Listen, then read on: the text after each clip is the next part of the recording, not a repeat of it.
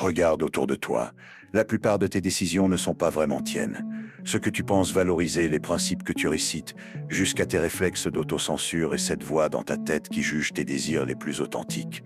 Tout ça a une histoire. Nietzsche l'a vu avant tout le monde, dans une Europe de la fin du 19e siècle en pleine mutation. Oublie l'image dorée d'une modernité consciente et autonome. À l'époque, les églises se vident, les traditions s'effondrent, la machine industrielle broie les identités, et le confort matérialiste enterre l'ambition d'atteindre quelque chose de supérieur. Les masses anonymes émergent, bercées par la promesse d'un progrès universel, mais ce progrès est un anesthésiant. Les anciens repères disparaissent, et au lieu de créer, l'humain apprend à se conformer. C'est le moment où Nietzsche dissèque la morale des esclaves, un système de valeurs forgées, non pas par la force, ni par la générosité, mais par la peur. La peur d'un monde sans appui, la peur de nos propres failles, la peur de l'inconnu. Devant cette angoisse, que fait la majorité? Elle érige des valeurs de prudence, d'humilité, d'obéissance. Elle glorifie la modération, la soumission à la norme, la docilité désespérée. Elle crée la légende morale du troupeau et sacralise tout ce qui neutralise le danger de l'excellence. Tu crois peut-être que chaque décision t'appartient,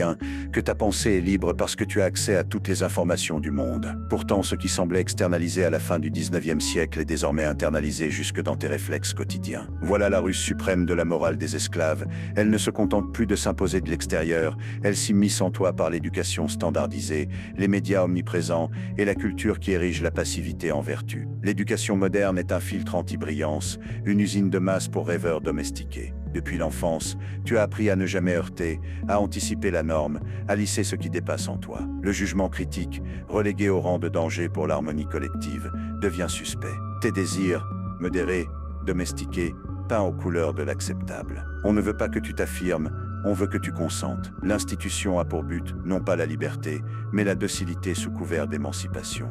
Passe à l'écran de ton smartphone, chaque notification n'est pas une simple information, c'est un stimulus soigneusement calibré pour programmer ta réaction. Les médias ne t'informent pas, ils t'orientent. Observes-tu comment les indignés S et les opposants S finissent par jouer sur le même échiquier? Les messages positifs, les slogans, les conseils de bien-être, tout est construit pour te faire croire à une liberté de choix, alors même que les options ont été réduites à des scénarios prescrits pour mieux canaliser ta frustration. Mais le plus corrosif, ce n'est pas le formatage institutionnel, c'est la psychologie intime qui découle de cette culture. Compare-toi à l'autre, mesure-toi, poste l'étendue calculée de tes échecs pour obtenir en retour l'approbation attendue. La narration de ta propre victimisation devient ta carte d'identité.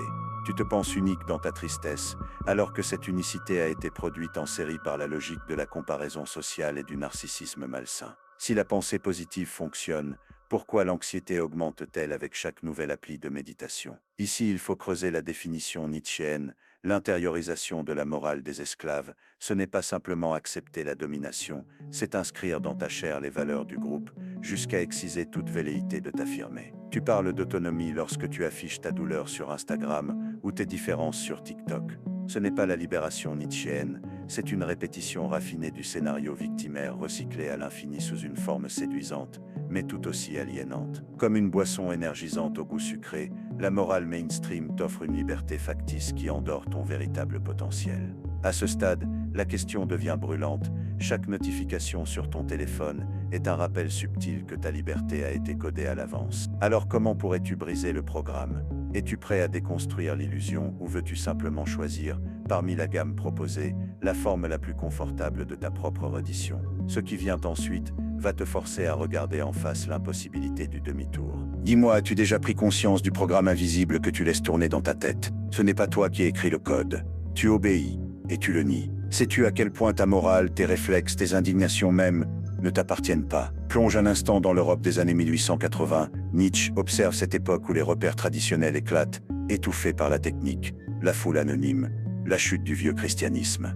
Désormais, le vrai Dieu s'appelle confort matériel. La sécurité prime sur le dépassement, le conformisme sur la création, et la morale mute, imperceptiblement, en une arme de domestication. Tu penses t'émanciper, mais chaque liberté t'arrive filtrée, stérilisée par la machine sociale. C'est là que tu crois être moderne, alors que tu n'es que la mise à jour d'un même logiciel d'obéissance. Regarde autour de toi, réseaux sociaux, médias, culture de la victimisation.